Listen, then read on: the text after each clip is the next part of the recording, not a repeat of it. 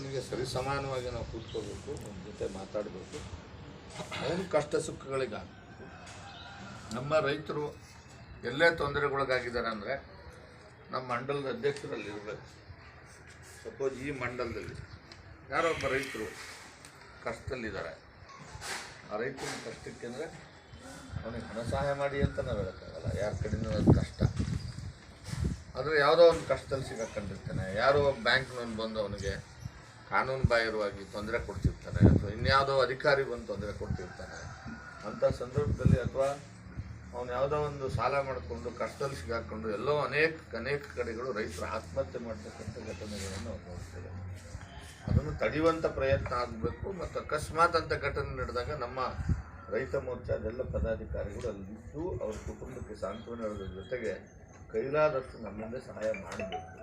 ಆ ದಿಸೆಯಲ್ಲಿ ನಮ್ಮ ಭಾರತೀಯ ಜನತಾ ಪಕ್ಷ, ಅದರಲ್ಲೂ ವಿಶೇಷವಾಗಿ ರೈತ ಮೋರ್ಚಾ, ರೈತರಿಗೆ ಸದಾ ಸ್ಪಂದಿಸುವಂಥ ಕೆಲಸ ಆಗಬೇಕು. ಆ ಒಂದು ಜಾಗೃತಿ ನಮ್ಮೆಲ್ಲ ಮುಖಂಡರಲ್ಲಿ, ಕಾರ್ಯಕರ್ತರಲ್ಲಿ ಬರಲಿ ಅನ್ನೋ ದೃಷ್ಟಿಯಿಂದ ನಾನು ಪ್ರವಾಸ ಮಾಡ್ತಾಯಿದ್ದೀನಿ. ನೆಕ್ಸ್ಟು ಚುನಾವಣೆ ಮುಗಿದ ಮೇಲೆ ಮತ್ತೆ ಇನ್ನೊಂದು ರೌಂಡ್ ಪ್ರವಾಸಗಳನ್ನು ಮಾಡ್ತೀನಿ.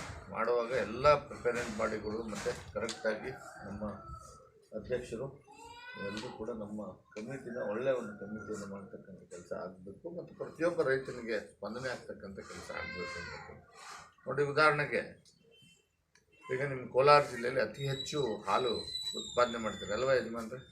ನಿಮ್ಮೂರಲ್ಲಿ ಹಾಲು ಹಾಂ, ಹಾಲೆಲ್ಲ ಉತ್ಪಾದನೆ ಮಾಡ್ತೀವಿ. ಅದಕ್ಕೆ ಪ್ರೋತ್ಸಾಹ ಧನ, ಹಾಲೇನು ಹೈನುಗಾರಿಕೆ ಮಾಡ್ತಾರೆ, ಅದಕ್ಕೆ ಪ್ರೋತ್ಸಾಹ ಧನ ಯಡಿಯೂರಪ್ಪನವ್ರು ಪ್ರಾರಂಭ ಮಾಡಿದರು. ನಿಮ್ಮ ಗಮನದಾಗಿರಲಿ, 1 ಲೀಟ್ರ್ ಹಾಲಿಗೆ 2 ರೂಪಾಯಿ ಕೊಡಬೇಕು ಅಂತ ಫಸ್ಟು 2008ರಲ್ಲಿ ಯಡಿಯೂರಪ್ಪನವ್ರು ಪ್ರೋತ್ಸಾಹ ಕೊಟ್ಟರು. ಅದು ಮೊನ್ನೆ ನಮ್ಮ ಸರ್ಕಾರ ಇರೋವರೆಗೆ 5 ರೂಪಾಯಿ ಇತ್ತು. ಈಗೇನು ಮಾಡಿದ್ದಾರೆ, ಬಂದ್ ಮಾಡಿಬಿಟ್ಟಿದ್ದಾರೆ. ಸಿದ್ದರಾಮಯ್ಯ ಬಂದ ಮೇಲೆ ನಿಲ್ಲಿಸ್ಬಿಟ್ಟಿದ್ದಾರೆ. 1 ರೂಪಾಯಿ ಕೊಟ್ಟಿಲ್ಲ, ರೇಟು ಕಮ್ಮಿ ಮಾಡಿಬಿಟ್ಟವ್ರೆ. 6 ತಿಂಗಳಾಯಿತು 1 ರೂಪಾಯಿ ರೈತರಿಗೆ ಪ್ರೋತ್ಸಾಹ ಧನ ಕೊಟ್ಟಿಲ್ಲ. ಅದನ್ನ ನಾವು ಮೊನ್ನೆ ಎಲ್ಲ ಹೋರಾಟ ಮಾಡಿದ್ದೀವಿ. ಮತ್ತು ರೈತರು 2,000 4,000 ಕೊಡ್ತಿದ್ರು, ಅದು ನಿಲ್ಲಿಸ್ಬಿಟ್ಟವ್ರೆ. ರೈತರ ಮಕ್ಕಳಿಗೆಲ್ಲ ಸ್ಕಾಲರ್ಶಿಪ್ ಇತ್ತು. ನಮ್ಮ ಸರ್ಕಾರ ಬಂದಮೇಲೆ ಬೊಮ್ಮಾಯಿಯವರು ಪ್ರಾರಂಭ ಮಾಡಿದರು. ಅಂದರೆ ಅವ್ರು ಏನೇ ಓದಲಿ, ಮೆಡಿಕಲ್ ಓದಲಿ, ಇಂಜಿನಿಯರ್ 8ನೇ ಕ್ಲಾಸಿಂದ 8ನೇ ಕ್ಲಾಸಿಗೆ 2,000. ಅವನು MBBS ಮೆಡಿಕಲ್ಲು, MA MSc ಯೂನಿವರ್ಸಿಟಿಲಿ ಓದ್ತಾನಂದ್ರೆ ಅವ್ನಿಗೆ 12,000 ರೂಪಾಯಿವರೆಗೆ ಸ್ಕಾಲರ್ಶಿಪ್. ಅದನ್ನ ನಿಲ್ಲಿಸ್ಬಿಟ್ಟು ರೈತರಿಗೆಲ್ಲ ನಿಲ್ಲಿಸಿ ಈಗ ಯಾವುದೋ ಒಂದು ಏನೋ ಗೃಹಲಕ್ಷ್ಮಿ ಕೊಡ್ತೀನಿ ಅಂದರೆ 18 ವರ್ಷ ಹೆಣ್ಣು ಹುಟ್ಟಿದ ಮೇಲೆ 18 ವರ್ಷ ಆಯಿತು ಅಂದರೆ ಅವಳಿಗೆ 1 ಲಕ್ಷ ಆಯಿತು, ಈಗ ಆಗ್ತಾಯಿದೆ. ಈಗ ಅದನ್ನ ನಿಲ್ಲಿಸ್ಬಿಟ್ಟವ್ರು. ಇವ್ರು ಯಾವುದೋ 2,000 ರೂಪಾಯಿ ಕೊಡ್ತೀನಿ ಅಂತಾರೆ. ಅದು ಸರಿ, ಅದೇ ನಿಮ್ಮೆಲ್ಲ ಹಳ್ಳಿಗೆ ಎಲ್ಲರಿಗೂ ಬಂದಿದೆಯಲ್ಲ ಗೊತ್ತಿಲ್ಲ, ಗೊತ್ತಾಯಿದೆಯಾ? 2,000 ರೂಪಾಯಿ. ಹಾಂ, ಪೆನ್ಷನ್ನ ಪ್ರಾರಂಭ ಮಾಡಿದ್ದು ಯಾರು ಗೊತ್ತಾ? ಯಡಿಯೂರಪ್ಪನವರು. ಸಂಧ್ಯಾ ಸುರಕ್ಷಾ ಯೋಜನೆ 60 ವರ್ಷ ಮೇಲ್ಪಟ್ಟವ್ರಿಗೆ. ಈಗ ಅದನ್ನೂ ನಿಲ್ಲಿಸ್ಬಿಟ್ಟವ್ರು. ಎಲ್ಲ ದುಡ್ಡು ಫ್ರೀ ಬಸ್ ಕೊಡ್ತೀವಿ ಅಂತಾರೆ. ನಾನು ಆ ಕಡೆ ಗುಲ್ಬರ್ಗ ಕಡೆ ಒಂದು ರೈತ ಏನು ಹೇಳಿದ್ದಾನೆ ಗೊತ್ತಾ? ಅವನು ಹೇಳಿದ್ದಾನೆ ಏನಂತ, ನೋಡಿ ಸ್ವಾಮಿ, ಹೆಂಡತಿ ಟೂರ್ಗೆ, ಗಂಡ ಬಾರ್ಗೆ, ಹಿಂಗಾಗಿದ್ದು ನಮ್ಮ ಬದುಕೊಂಡು ಹೇಳಿರೋದು. ನಾನು ಹೇಳಿರೋದು ಇಲ್ಲಿ ಇದರಲ್ಲಿದೆ, ನಾನು ತೋರಿಸ್ತೀನಿ ನಿಮಗೆ. ಅದಕ್ಕೆ ರೈತರ ಏನು ಸಮಸ್ಯೆಗಳಿದೆ ಅದಕ್ಕೆ ಪರಿಹಾರ ಕಂಡುಹಿಡಿತಕ್ಕಂಥ ಶಕ್ತಿ ಇರೋದು ಮೋದಿಯವರಿಗೆ ಮಾತ್ರ. ಸಿದ್ದರಾಮಯ್ಯ ಇರಲ್ಲ. ಈಗ 2 ತಿಂಗಳಾಯಿತು ಅಂದ ತಕ್ಷಣ ಹೊರಟೋಗ್ತಾರೆ. ఇప్పుడు ఇది భీమ్ మీరే నేర్చుకుంటుండే ಯಾವುದು?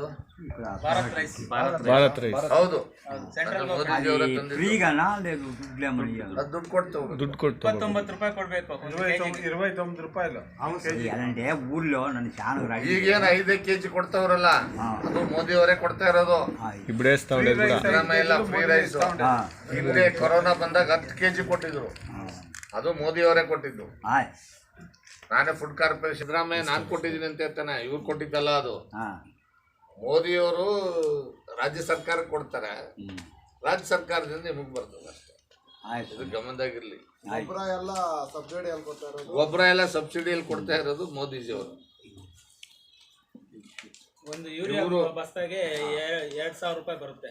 ಒಂದು ಯೂರಿಯಾ ಮೂಟೆಗೆ ಕಾಂಪ್ಲೆಕ್ಸ್ ಮೂಟೆಗೆ 2,000 ಒಂದು ಮೂಟೆಗೆ ಸೆಂಟ್ರಲ್ ಗೌರ್ಮೆಂಟ್. ಈ ಸಾರಿ ಮತ್ತೆ ಮೋದಿಯವರಿಗೆ ನೀವೆಲ್ಲ ಆಶೀರ್ವಾದ ಮಾಡಬೇಕು. ಮಾಡ್ತೀರಾ? ಹಾಂ, ఏనేది నీ ఊరే వాతావరణం స్వాతంత్ర ఏదైనా మేము గోబేవాడు గంగమ్మ పూజారి నేను ఆ మహానుభావం పట్టుకుంటున్నాయి అన్ని పనులు రైతు చేస్తూ ఉన్నాడు.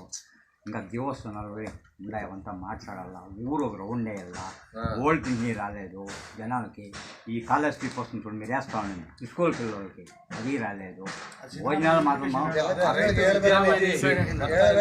ఇట్లా అవంతా ఉన్నాయి. అందుకే మీరు వచ్చిన దానికి ధన్యవాదాలు. పాదాలకి అర్థమైనా మా ఊర్లో జనాలు సార్ నిజం మాట. ఏనిదే